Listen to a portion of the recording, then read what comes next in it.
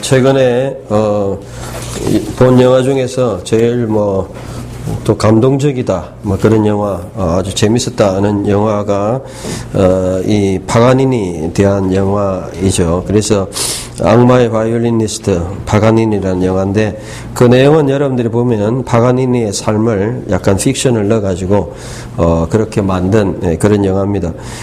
그는 천재적인 연주와 작곡을 했던 바이올린계의 그냥 천재적인 그런 사람이었는데 말년에 성병도 걸리고 그야말로 신앙적으로도 좀 문제가 있고 굉장히 이러한 문란한 그런 생활을 보게 되었습니다. 오늘 우리는 이 신앙생활이 어떠한 것을 잘하는 것도 중요하지만 은사가 있는 것도 중요하지만 그 사람의 삶 전체가 어떻게 서느냐가 중요할 수 있다는 것입니다. 신앙생활에도 동일하게 나타납니다.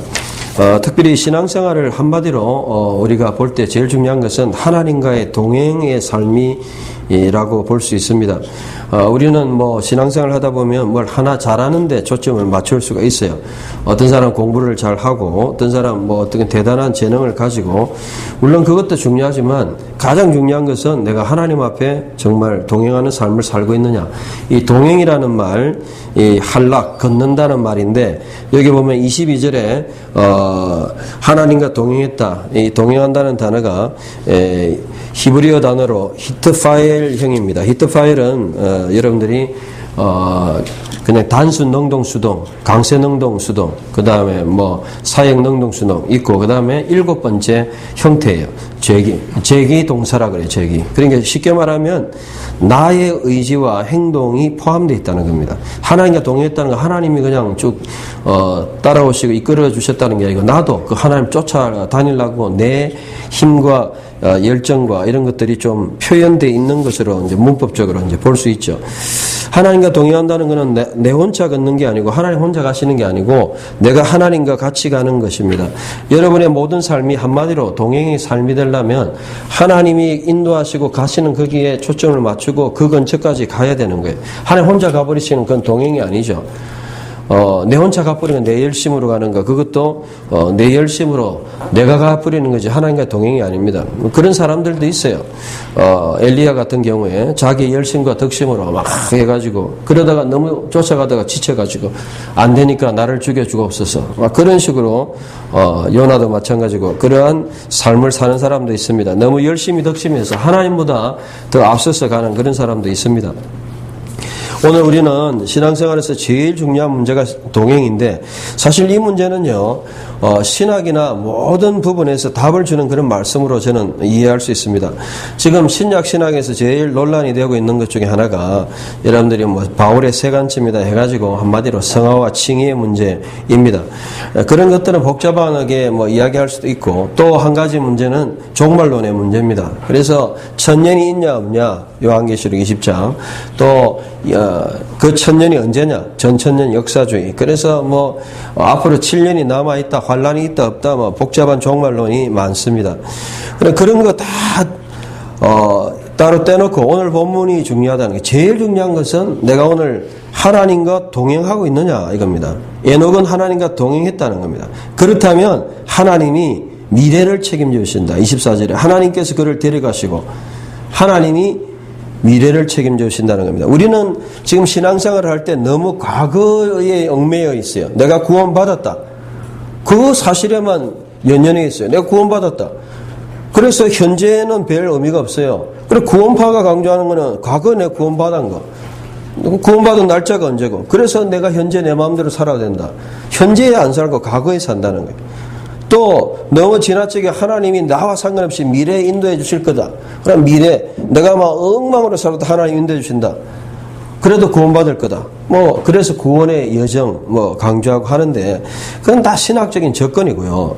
중요한 거는 주님은 오늘 현재를 묻고 있다는 겁니다. 우리의 신앙은 항상 현재를 중심으로 살아야 돼요. 과거 구원받은 거는 당연한 거고 여러분들이 지금 심지어는 과거에 구원을 받았다 하더라도 현재 내 삶이 하나님 앞에 바르지 못할 때 오히려 문제가 있고 하나님 떠난 그러한 삶이 될 수 있다. 히브리서 6장 4절에 보면 나오지 않습니까? 그래서 신앙은 굉장히 우리에게 바르지 못할 때 경고하고 있어요. 히브리서 6장 4절에 보면 한 번 비침을 받고 하늘의 은사를 맛보고 성령에 참여한 자가 되고 하나님의 선한 말씀과 오는 시대의 능력을 맛보고 나서도 타락하여 회개하도록 이르도록 다시 새롭게 하는 것은 불가능하다. 이는 그들이 스스로 하나님의 아들을 다시 십자가 못 박고 공개적으로 그분을 욕되게 하기 때문이다. 이 구절은 굉장히 논란이 되는 말씀입니다. 그래서 히브리서는 경고다. 우리가 구원받았는데 다시 죄악을 저질러면 다시 구원이 없다. 그 뜻이 아니다. 그런 논란이 되고 있습니다. 지금 제일 신학적으로 논란이 되는 문제가 바로 이 문제예요. 내가 구원을 받았는데 내가 지금 생활이 엉망이다. 그럼 과연 앞으로 어떻게 될 것이냐 이 문제죠. 우리는 여기서 한 가지 오늘 본문을 보면 답이 있다는 겁니다. 에녹은 하나님과 동행하여 있다. 현재형으로 가야 되는데 현재. 그래서 여러분 성경에 보면 현재에 대한 그 개념을 요한복음에 보면 결국은 영생, 예수 그리스도를 영접하면 우리가 영생을 가졌다. 과거로 되어 있지만 현재라 그랬죠. 헬라어에 보면 에케이, has the life. 영생은 현재형입니다. 내가 지금 누리고 있는 겁니다. 6장 47절도 마찬가지고. 그래서 우리가 매일매일 돌아봐야 될 것은 내가 오늘 하나님과의 관계의 현재 모습이 어떠냐는 겁니다. 물론 현재에 내가 죄악을 저지르고 하나님과의 관계에 약간 어긋날 수 있어요. 그럼 어떻게 되느냐? 바로 그때 어떻게 되느냐? 주님을 바라보면서 내 죄 문제를 해결해야 돼요. 그래서 여러분 고린도 후서 6장에 보면 거기에 대한 답이 나와 있어요. 뭐라고 말씀하고 있냐면 우리가 어떤 문제를 저지르고 정말 내가 하나님 앞에 바로 서 있지 못하다고 느낄 때가 있어요. 그럴 때 어떻게 되느냐? 고린도후서 6장 2절에 말씀하시기를 은혜를 베풀 때에 내가 너를 돕고 구원의 날에 너를 도와주었다라고 하셨다. 보아라, 지금은 은혜 받을 만한 때이고 지금은 구원의 날이다. 지금이 구원의 날이다. 지금이 right now, 지금이라는 거예요. 은혜 받을, 은혜와 구원의 날이 지금이라는 거예요. 다시 이야기하면 여러분이 신앙생활은 은혜와 구원, 초점이 현재가 되어야 됩니다. 이러한 것이 안 되니까 너무너무 오늘날 이 신앙생활이 과거에 내가 얻은 것으로, 쉽게 말하면 예전에 내가 금송아지 있었다, 내가 부자였다, 내가 뭐 이뤘다, 거기에 일반적인 생활도 과거에 얽매이면 현재 삶이 안 됩니다. 하물며 우리 신학이 과거에 구원받은 건 당연한 거예요. 그걸 가지고 뭐 현재, 그래서 우리는 어디에 초점을 맞춰야 되는 현재라는 겁니다. 그러면 이 성화의 문제, 구원의 문제가 다 해결되는 거예요. 그래서 우리는 신학도 중요하지만 더 나아가서 이 신앙적인 하나님 앞에 우리가 어떻게 살아야 되냐. 그래서 저는 묵상하는 가운데 구원론을 앞으로 어떻게 풀어야 되느냐. 과거, 현재, 미래에 다 밸런스를 두면 해결이 되겠다. 과거에 구원을 받았고 미래는 어떻게 하냐. 하나님이 하시는 거고 미래에 내가 구원을 받냐 안 받냐, 저 사람 구원 받았냐 안 받냐, 그건 하나님의 명령이고 맡기고, 여기 본문에 보니까 단지 내가 할 일은 24절에 하나님과 동행만 하면 미래에 하나님 데려가시고 세상에 있지 않고 천국에 있고 하나님이 해주시는 미래는 책임져 주시고, 지금 동행한다는 것은 다시 이야기하면 여러분의 인터랙션, 여러분의 반응, 여러분의 뜻, 열정이 있어야 된다. 인터랙션이라는 건 여러분의 하기에 달렸다는 겁니다. 그래서 이런 부분을 우리가 강조를 해야 돼요. 오늘 본문이 여러분들이 읽기 본문이 신명기 28장이에요. 신명기 28장 1절에 14절에 보면 너희가 순종하면 나가도 복 들어가도 복, 15절부터 68절까지 보면 너희가 순종하지 않으면 나가도 저주 들어가도 저주. 이 본문은 신명기 28장은 누구에게 주셨다고 그랬어요? 믿는 사람들에게 주셨다는 거예요. 여러분 믿는 사람들인데 왜 우리가 저주를 받습니까?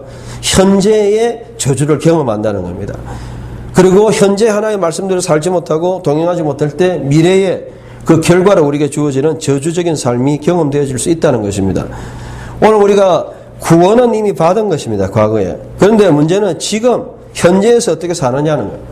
여기에 초점을 맞추면 우리가 좀 달라집니다.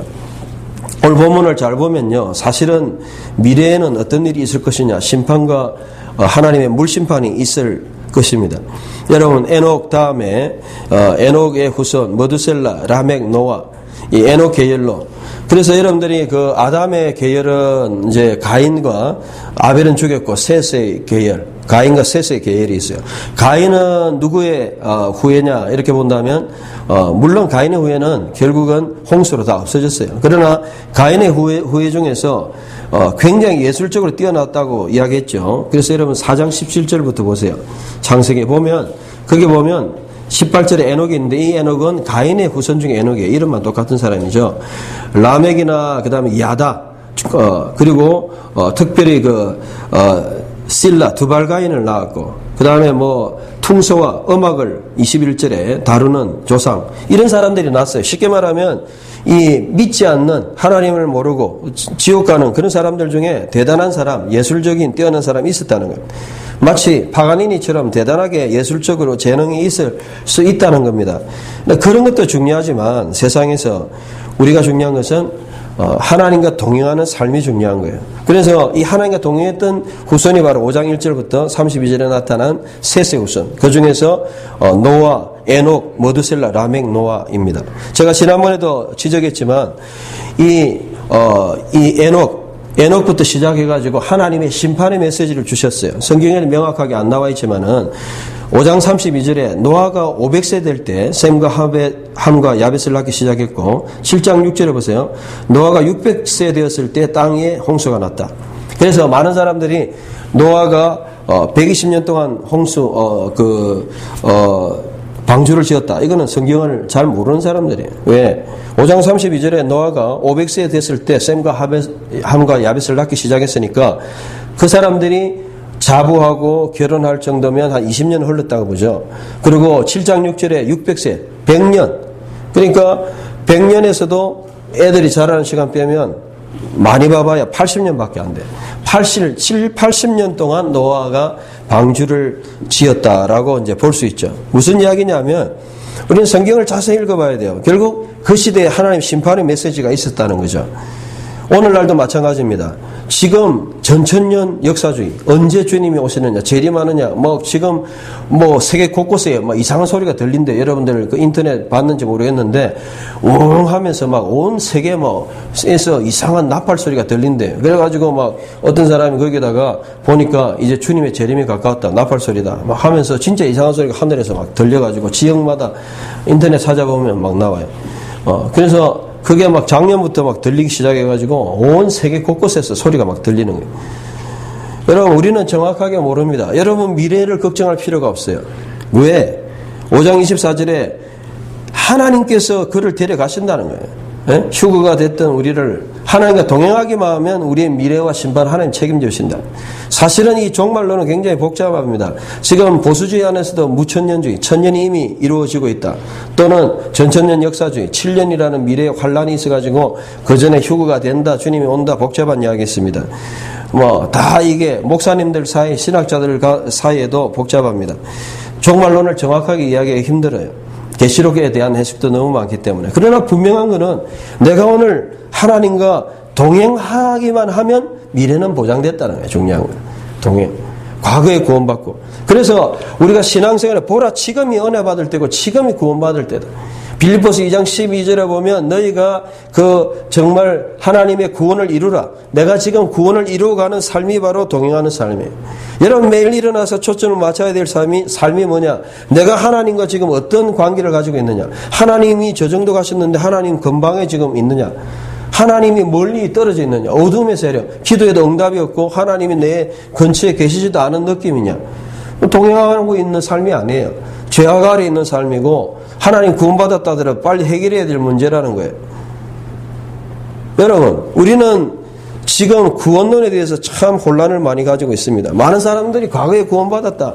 그래서 지금 어쨌든 상관없다. 구원파. 그리고 내 마음대로 살자. 한국교회처럼 아르뱅주의처럼 구원받았으니까 그냥 하나님 구원 미래도 해주실 거다 하고 그냥 현재는 전혀 책임감 없는 삶을 살고 있다는 겁니다. 그것이 한국교회 병폐가 됐다는 겁니다. 이제는 틀이 바뀌어야 돼요.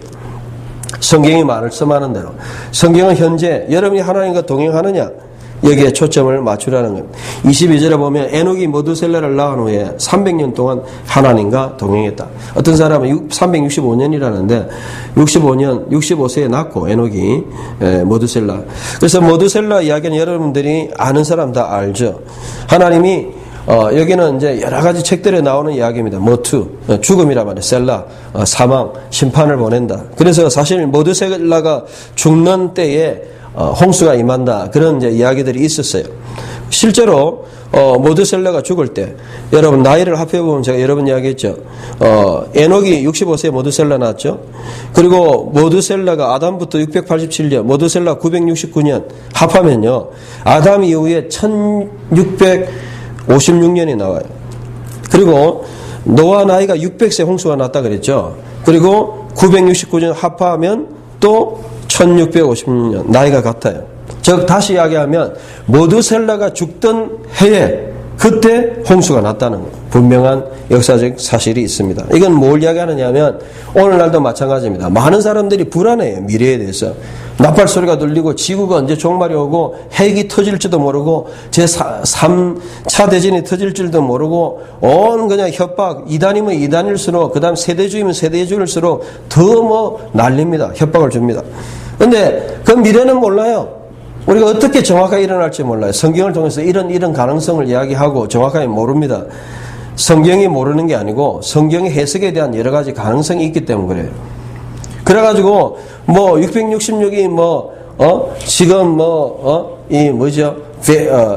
베리칩이다 이거. 베리칩은 뭐냐면 손이나 이마에 넣는 사람 신분을 조회하는 조그만한 칩. 마치 요즘 SD 카드나 이런 거 넣으면은 조그만하게 이제 넣으면은 그 안에 그 사람의 신분 모든 것이 다 드러나고 심지어는 나중에 크레디트 카드도 필요 없을 정도로 잔고도 여기에서 그냥 이런 식으로 심어놓고 그 사람의 정보. 이거는 짐승의 인이다. 그렇게 주장하는 사람이 많아요. 꼭 그렇다고 볼 수는 없어요. 그런데 1%의 가능성이 없느냐? 그러면 또 이제 굉장히 복잡해져요. 여러 가지 그래서 이 종말론에 관한 해석은 상당히 복잡한 문제입니다. 우리가 다시 본문으로 가가지고 이 동행이 뭐냐? 동행이라는 것은 여러분, 동행이라는 것은 결국 하나님과 같이 걷는 거예요. 하나님이 멀리 가시는 게 아니고 내가 멀리 혼자 가는 게 아닙니다. 여러분의 지금 삶이 하나님과 함께 있습니까? 하나님이 여러분 근처에서 보입니까? 요한복음 1장 1절에서 말씀이 육신이 돼서 육신으로 우리에게 오시고 정말 우리 가운데 거하심에 정말 우리와 함께 거하시고 그런 하나님 여호와는 나의 목자시니 시편 23편 나를 인도하시고 그래서 나를 여러분을 지켜주시고 임마누엘 마태복음 1장 21절 예수로 구원자로 오셨고 1장 23절에 보면 내가 너희와 함께 하겠다 임마누엘 그리고 함께 하시는 그 하나님 그것이 느껴지고 깨달아지고 그런 삶을 살아야 된다. 임마누엘의 삶이 쉬운 건 아니에요. 왜? 내가 지금 하나님 앞에 하나님과의 관계의 문제에서 모든 게 해결돼야 돼요. 죄를 지을 수는 있어요. 그러나 죄를 지었을 때 죄에서 자유해야 돼요. 죄 문제를 회개하고 주님 앞에서 내 죄 문제를 하나님 물어보고 하나님 제가 오늘 마음이 영 기분이 안 좋고 오늘 죄를 지었습니다. 죄 문제 바로 해결이 되어져야 주님과 동행이 돼요. 그러면 동행이 안 되는 거예요. 죄 짓고 그냥 몇 달 동안 그냥 계속 하나님과 관계도 안 가지고 예배도 안 드리고 하나님 동행의 삶이 깨지는 거예요. 동행이라는 거는 죄를 안 지으면 좋겠지만 죄를 지어도 바로 주님과의 관계를 회복시키는 거예요. 와이프하고 여러분들이 예를 들어 가지고 아내가 있다. 아버지가 있다. 관계가 깨지면 안 되죠. 말다툼을 할 수도 있고 불만이 있을 수도 있고 그래가지고 해결하고 같이 가는 거죠. 안 그러면 그냥 독방을 쓰고 사이가 안 좋아지고 그래가지고 어디까지 가는 나중에 그냥 그러다가 헤어지는 그런 단계까지 가면 동행이 아니죠. 그거는 완전히 이혼의 상태. 하나님과의 관계도 마찬가지입니다. 여러분들이 죄에서 자유해야 돼요. 죄에서 자유. 이게 제일 중요한 겁니다. 죄에서. 우리 하나님은 거룩하신 하나님이고 정말 이 세상 사람의 능력이 있는 게 중요한 게 아닙니다. 오늘 많은 사람들은 능력을 바라봅니다. 가인의 우선처럼. 능력이 있으면 좋죠. 그런데 그 은사, 파가니니처럼 대단하지만 파우스트처럼 자기 영혼을 팔고 세상에 그런 사람들이 너무 많다는 거예요. 자기 영혼을 팔고 세상에 주는 레이디 가가나 이런 사람들 뭔가 이상한 그냥 능력과 그냥 이상한 그런 재능을 가지고 살아가지만은 문제는 뭐냐? 결론적으로 자기 영혼을 다 팔고 하나님을 경배하지 않는 하나님과 동행하지 않는 삶. 그렇게 살아본들 뭐합니까? 재능이 있으면 뭘 하고 성경이 나왔잖아요. 야발이나 아다나 야발 야발, 가축 치는 자의 조상, 유발, 수군과 퉁소. 뭐 대단한 예술가. 그래 하면 뭐합니까? 이런 사람들은 24절에 보면 라멕이 아내들한테 자기가 살인하고 죄 지은 걸 자랑했다는 겁니다. 오늘 하나님과 동행하지 않는 사람들의 특징은 뭐냐면 죄악을 자랑해요. 응? 좀 미안한 이야기인데요. 사람들은 정말 무엇을 자랑하고 무엇을 말하고 있습니까? 하나님과 동행한다면 우리는 그런 삶을 안 사는 거예요. 세상에 이보세요. 라멕은 아내들한테 협박하고 아내들 그냥 너가 말 잘 들어. 안 그러면 내 지금 때려 죽였거든. 내가 상처 때문에 사람 죽였어. 소년도 죽였어. 너 까불면 너 다 죽어. 와이프 협박이 나고 그 다음에 제약이나 이렇게 막 까불면 죽는다. 이런 공갈이나 치고 이런 걸 세상 사람들은 하는 거예요. 하나님과 동행하는 사람 특징. 여러분 하나님과의 동행은 정말 삶 전체라는 거예요. 여러분이 때때로 하나님과 약간 멀어질 수도 있어요. 마가가 그냥 주님과 멀어지고 도망갔잖아요. 옷 벗고 도망갔잖아요. 마가복음 보면 베드로가 주님을 3번이나 부인했잖아요. 때때로 우리가 주님을 부인할 때도 있다는 거예요. 또 우리 구약에 보면은 다윗이 살인하고 간음했잖아요. 하나님과 관계가 완전히 그냥 안 좋았죠. 우리가 얼마든지 그런 때가 있을 수도 있어요. 그러나 중요한 건 우리의 삶이 하나님과 완전히 멀어지면 안 되는 거예요. 하나님과 동행한다는 건 때때로 하나님과 내 주위에 내 근방에 지금 하나님 계신가?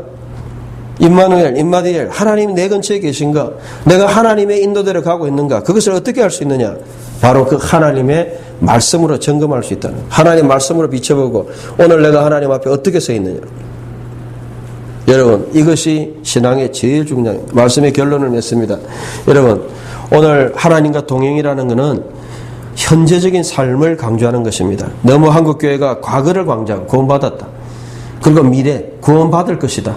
현재와는 상관없이 과거와 미래에 초점을 맞추다 보니까 현재는 없어요. 현재에 초점을 맞춰야 돼요. 구원은. 그래서 현재 내가 잘못되어 있다면 빨리 해결해야 돼요. 현재 잘못될 수 있습니다. 왜? 혈기 부리고 사는 그 현재에 뭐 신경질 날 수도 있고 내가 하나님 뜻대로 안 살 수도 있고 그때 주님과의 관계 빨리 회복하고 그래서 현재 내가 주님과 동행할 수 있는 주님과 이렇게 멀리 떨어져 있지 않는 그런 삶. 주님이 컨트롤에서 여러분을 인도합니다. 목자같이 여러분 인도하세요. 천국까지 인도합니다. 때로는 주님이 여러분을 고난의 길로 인도하실 수도 있어요. 사망의 엄침한 골짜기로. 왜? 그 길을 지나야 될 수도 있어요. 복음 때문에, 선교 때문에, 주님 뜻 때문에. 그래도 따라가야 돼요. 죽으면 죽으리라. 어쨌든 주님을 따라가야 돼요. 동행이라는 거예요. 우리가 내가 가고 싶은 길로 가는 것은 주님 동행이 아니에요. 그건 자기 갈 길 가는. 각기 제 길로 갔거늘. 그거는 십자가를 버리고 주님을 떠나는 길이에요. 우리가 동행한다는 건 주님이 인도하는 길로 같이 가는 거예요. 일로 가자, 절로 가자, 이쪽으로. 주님과 같이 가는 거예요. 그래서 신명기에 보면은 뭐라고 말씀하시냐면 주님이 우리를 인도하실 때 늘 그냥 여러분의 갈 길을 그래서 그분께서 여러분을 앞서 길을 가셔서 너희를 위하여 너희 장막 칠 곳을 찾아주시고 밤에는 불로 낮에는 구름으로 너희 가야 할 길을 보여주시는 분이시다. 그래서 이 하나님이 분사형 홀렉 인도하시는 분이다. 동행하시는데 한락의 이 분사형으로 썼는데 우리 앞서서 길을 인도해 주신다. 일로 가자 절로 가자 이렇게 해주신다는. 오늘 동행한다는 것은 하나님이 가르쳐 주시고 이쪽으로 저쪽으로 매일매일 여러분 그러한 지도와 인도를 받고 있습니까? 여러분이 대학 가는 문제, 결혼하는 문제, 앞으로 모든 일어나는 문제 매일매일 매 순간에 하나님의 지도와 인도를 받고 거기대로 순종하고 나가고 그게 동행하는 삶입니다. 삶의 총체적인 삶입니다. 한 번 하고 마는 게 아니고 동행은 우리의 삶 전체예요. 그래서 여러분의 삶 전체가 하나님과 동행, 미래는 하나님께 맡기십시오. 에녹을 하나님이 데려가 버리셨어요. 이 세상에 있지 않았다. 심판 가운데, 죄악 가운데 우리는 모든 걸 맡길 수 있습니다. 동행하는 삶이 신앙의 핵심이고 신학도 마찬가지입니다. 여기에 초점을 맞춰야 돼요. 동행하지 않는 신학은 필요가 없어요. 하나님과 동행 안 하고 그냥 자기 잘난 체하고 자기 자랑하는 신학이 무슨 하나님과 동행합니까? 삶이 엉망이고 바리새인과 서기관 같은 삶이에요. 주님과 상관없이 학문하고 그게 무슨 상관이 있어요? 주님과 상관없이 율법을 가르치고 바리새인 서기관 무슨 필요가 있어요? 동행하는 신학, 동행하는 삶, 동행하는 모든 목회와 여러분 하나님 인도를 받고 그래서 여러분 삶 전체가 주님과 동행하시는 여러분 되시기를 주의 이름으로 축원합니다.